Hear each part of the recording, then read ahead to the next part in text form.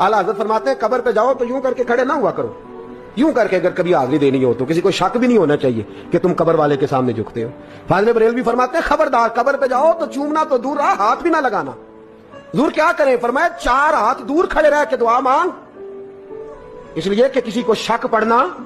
हम कब्र परस्त नहीं, हम खुदा परस्त हैं। हम किसी बंदे को सजदा नहीं करते, हम अपने बोले अल्लाह को सजदा। मज़ार को ताज़ीमी सजदा करना हराम है और किसी ने खुदा समझ के किया तो मुशरिक हो गया। और तवाफ करना भी कब्र का हराम है।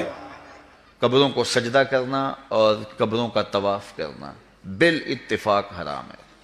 इसमें किसी का कोई इख्तलाफी नोट नहीं है, किसी भी आलिम का। हमारा ईमान क्या है? तेरे बाप से नहीं, आला हजरत के भाई से सुन, उस्ताद ज़मान से सुन। वो इरशाद फरमाते हैं तौफे रोजा ही पे चकराए थे कुछ नावाकिफ, ये था तो दूर रहा जाए। आला हजरत फरमाते हैं सुनो, ये जरूरी बातें बता रहा हूँ। आला हजरत फरमाते हैं ये एक अम्र है जो 2 चीज के दरमियान दायर है, एक है अदब और एक है मोहब्बत। फरमाते हैं जिसको अदब है वो दूर खड़ा रहे, कोई उससे जिद नहीं की जाएगी, और जिसको मोहब्बत है वो लिपट जाए, मना नहीं किया जाए। मोहब्बत और अदब के दरमियान मसला दायर है। फरमाते हैं कि जिसको अदब है वो दूर खड़ा रहे, जिसको मोहब्बत ज्यादा है, मोहब्बत का गलबा है, लिपट जाए, चूमे, प्यार करे। एक तरफ अदब है वो भी हमारे लिए है, एक तरफ मोहब्बत है वो भी। फरमाते हैं सोरिश की तो कोई वजह ही नहीं है।